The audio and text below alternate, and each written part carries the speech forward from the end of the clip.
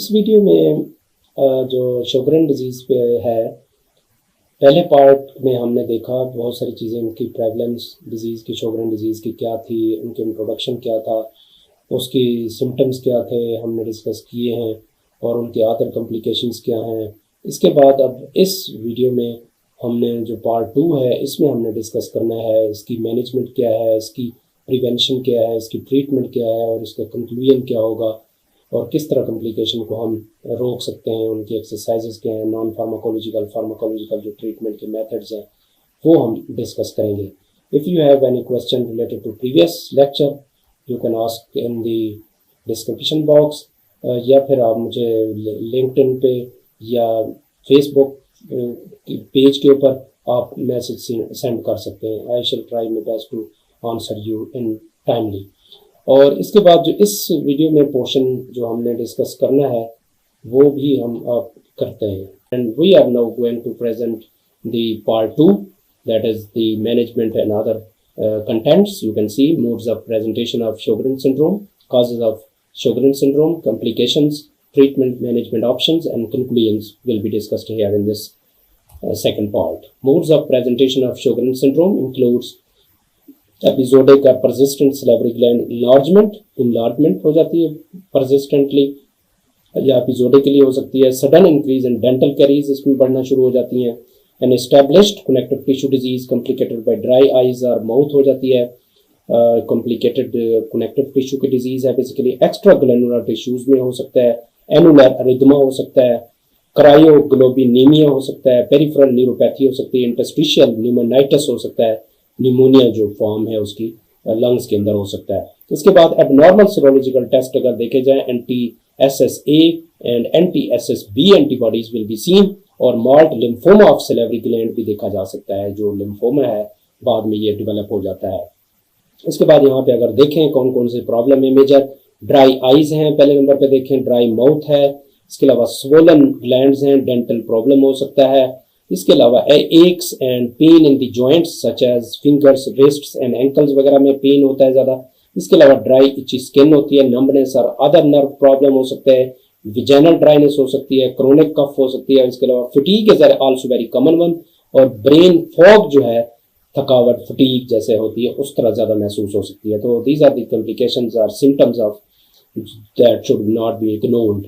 इसके बाद यहाँ पर टेस्ट कौन से करवाए जा सकते हैं, इसमें बहुत सारे डिफरेंट टेस्ट करवाए जा सकते हैं क्योंकि क्लियरली पता नहीं चलता डॉक्टरों को, तो लिहाजा इसके लिए स्पेशल टेस्ट हैं, ब्लड टेस्ट हैं जिसमें एंटीबॉडीज़ को देखा जा सकता है, चेस्ट एक्सरेज हैं, यूरिन एनालिसिस हैं जिसमें किडनी फंक्शन टेस्ट देखा जा सकता है, और शिकिरमर टेस्ट है, ये लैक्रिमल ग्लैंड को देखने के लिए किया जाता है। During slit lamp examination for I dysfunction A lip biopsy is method, जो लिप बायोप्सी भी एक मेथड है, जैसे लिप से थोड़ा सा टिश्यू निकाल के उसकी बायोप्सी की जाती है कि उसमें कोई प्रॉब्लम तो नहीं है, जो ये स्लैब प्रोड्यूस हो रहा है या आई के अंदर जो प्रॉब्लम है लिप के अंदर उसमें क्या हो सकता है। ऑटो एंटीबॉडीज भी देखी जा सकती हैं, already I have explained 2 times. यहाँ पे 2 जो मेजर हैं ROSSA और LASSB एंटीजन, या दोनों भी देखी जा सकती हैं उस पेशेंट के अंदर। इसके बाद histopathological image of the lip biopsy demonstrating lymphoid infiltration in minor salivary gland, HNE staining के जरिए ये दिखाया गया है कि सैलिवरी ग्लैंड के अंदर अगर वहाँ पे कोई प्रॉब्लम नज़र आता है, लिम्फॉइड इन्फिल्ट्रेशन वहाँ पे नज़र आती है, तो फिर हमें पता चल जाएगा कि ये डिजीज़ शोगरेन डिजीज़ की रीज़न है और उनकी वजह से हो रहा है। Causes of Sjogren syndrome है, Sjogren syndrome is caused by immune system. Already I have explained autoimmune disease है, damaging healthy parts of the body. The condition usually affects areas of the body that produces fluids such as tears and saliva, और इसके अलावा nerves, joints also affected.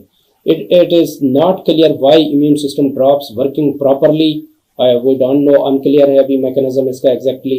It may be linked to genetics, hormones, autoimmune disease like rheumatoid arthritis, lupus erythematosus, इस तरह के diseases में ये शुमार हो सकता है या आगे complication में जा सकता है।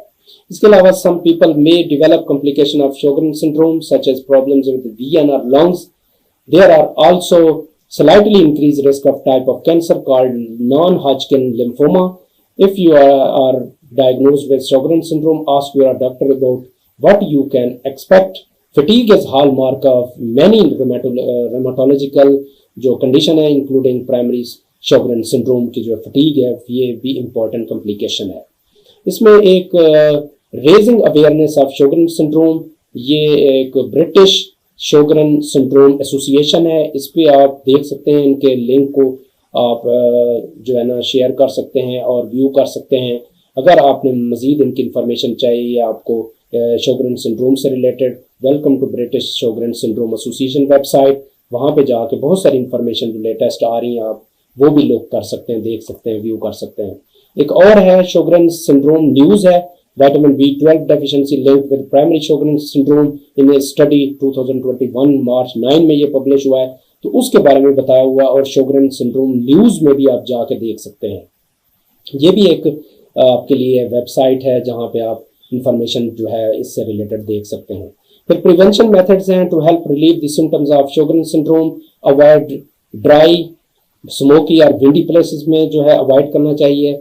इसके अलावा अवॉइड रीडिंग, वाचिंग टीवी और looking at screen for long time के लिए उसको टीवी को नहीं देखना चाहिए। Make sure you maintain good oral hygienic, क्योंकि ओरल जो हाइजेनिक कंडीशन है बहुत ज़रूरी है उसमें, अदरवाइज टूथ डिके का भी प्रॉब्लम हो सकता है।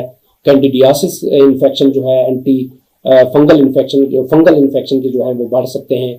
डू नॉट स्मोक और ड्रिंक अल्कोहल। और स्टडी ये भी ज़ाहिर करती है कि एक्सरसाइज टॉलरेंस जो है, फिटनेस, कार्डियो रिस्पिरेटरी फिटनेस जो एक्सरसाइज है वो भी वीमेन को जो फटीग से बचाता है। तो exercise is also essential preventive method for this disease. Hydroxychloroquine for reporting extraglandular manifestation such as fatigue, arthralgia, arthritis और माइल्जिया, इसके ऊपर बहुत सारे क्लिनिकल ट्रायल चल रहे हैं, लेकिन हाइड्रोक्सीक्लोरोक्विन जो मेन कम से कम जो मिनिमम साइड इफेक्ट वाला ये ड्रग है इसको शुरू में स्टार्ट किया जा सकता है। इसके अलावा Sjogren syndrome and exercise can be done, इसके लिए साथ साथ एक्सरसाइज करेंगे तो काफ़ी फटीग जो है कम हो जाएगी, वर्किंग में लगेंगे, बच्चों के साथ खेलते रहेंगे तो प्रॉब्लम कम से कम होंगे। इसके अलावा डाइट देखें, अगर यहाँ पे बात करें, there is no special diet for Sjogren disease unless the doctor suggests one. Sugar free lozenges, xylitol may help keep the mouth moist. To make food easier to swallow, uses sauces, olive oil or dressing to lubricate food. Have a drink alongside your food. Use a drinking straw to make swallowing easier.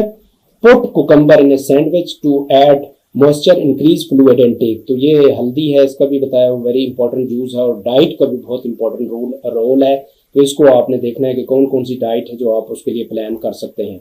इसके अलावा यहाँ पे अगर हम बात करें तो how to get dry eyes naturally, इसके लिए कौन कौन से, एलोवेरा है, कोकोनट ऑयल है, eat more foods rich in omega 3 fatty acids, frequent eyelids washing है, कैस्टर ऑयल यूज कर सकते हैं। इसके अलावा ब्लिंकिंग आइज एक्सरसाइजेज होती हैं, ये भी उसको कंट्रोल कर सकती हैं। रिहेबिलिटेशन जो प्रोसेस होता है, वार्म कंप्रेस हो सकता है, वार्म कंप्रेस कर सकते हैं, टर्न ऑन ह्यूमिडिफायर कर सकते हैं, रोज वाटर इस्तेमाल कर सकते हैं, मसाज वगैरह जो है भी किया जा सकता है। तो 10 ये मेथडोलॉजीज बताई हुई हैं कि आप ड्राई आइज को कैसे बचा सकते हैं। तो very important thing is here.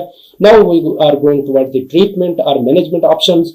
Medication to stimulate saliva flow, these include pilocarpine, cevimeline, ये 2 ड्रग्स हैं, इसके लिए दी जा सकती हैं। आर्टिफिशियल सलाइवा के लिए सब्स्टिट्यूट जो सलाइवरी ग्लैंड है वो आर्टिफिशियल सलाइवा दिया जा सकता है। Artificial tears can be given over the counter, ये भी अवेलेबल हैं।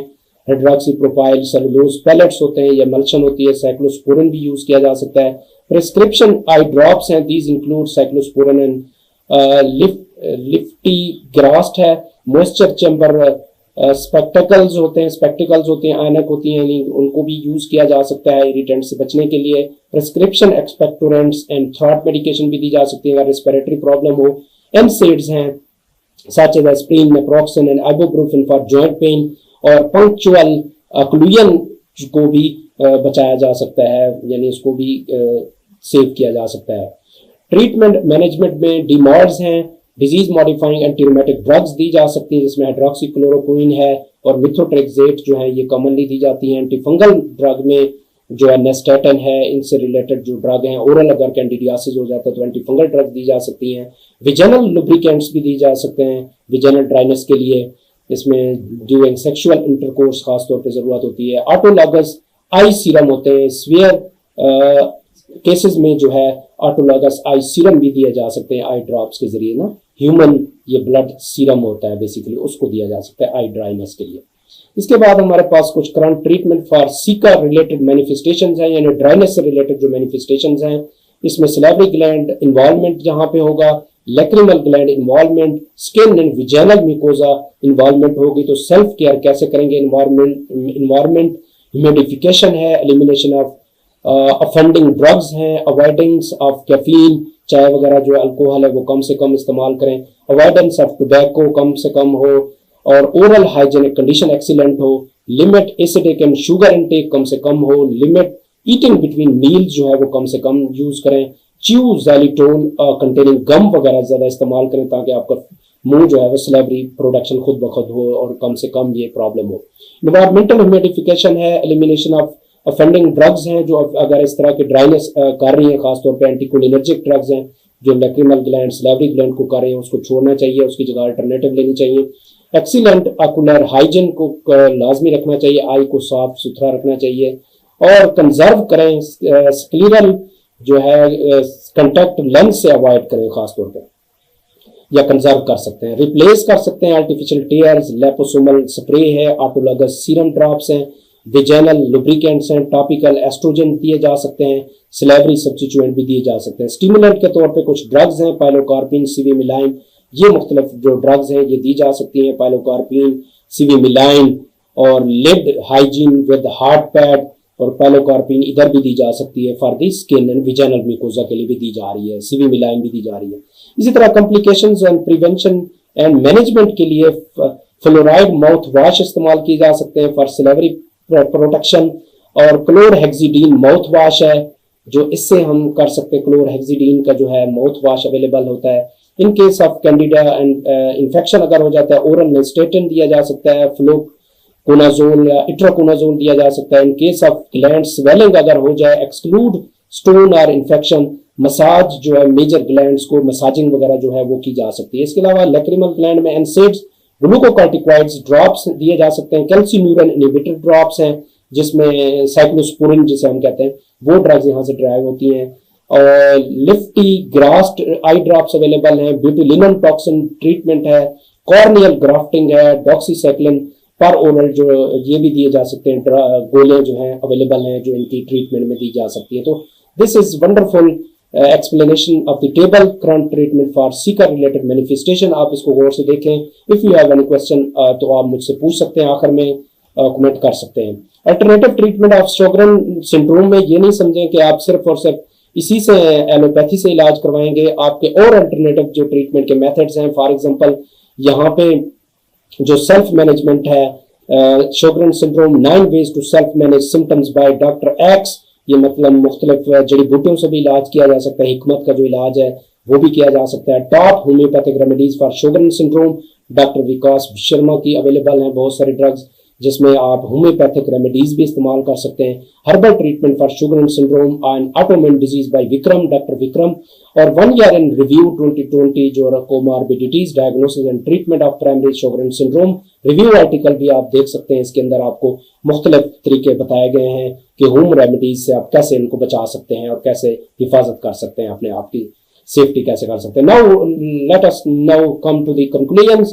Primary Sjogren syndrome is a multifaceted disease having pleomorphic systemic autoimmune manifestation, जिसमें बहुत सारी ऑटोइम्यून की मैनिफेस्टेशन हो सकती हैं, ग्लैंडुलर मैनिफेस्टेशन हो सकती है, ग्लैंड की एक्सोक्राइन ग्लैंड है बेसिकली इन्वॉल्व है, a frequent added psychosomatic component and possible progression to non Hodgkin lymphoma में जा सकता है। Its management has 2 complementary facets होते हैं, 2 मेन इंपॉर्टेंट फैक्टर्स हैं जिसको देखा जा सकता है। Improving the quality of life, एक तो उस पेशेंट की क्वालिटी ऑफ लाइफ को इंप्रूव करना है, tackling dryness, fatigue and chronic pain symptomatically, और उसको देखना है। दूसरे नंबर पर treating systemic manifestation to prevent damage, और डैमेज से उसको बचाना है मजीद, यानी कॉम्प्लिकेशन ना हो, which will worsen the vital and functional prognosis. बहुत सारे सीवियर रेस्पिरेटरी प्रॉब्लम या विजाइनल प्रॉब्लम या लिवर के प्रॉब्लम या रीनल प्रॉब्लम जो शुरू हो सकते हैं तो उनसे बचाना होता है।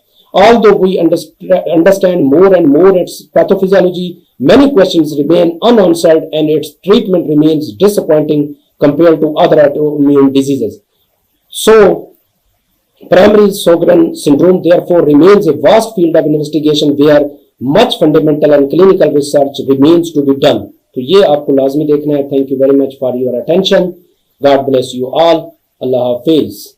If you have any question, you can write in the comment section, or you can ask in the from me in the email. You can send email address, or you can talk in the LinkedIn or Facebook page. Thank you. Allah Hafiz.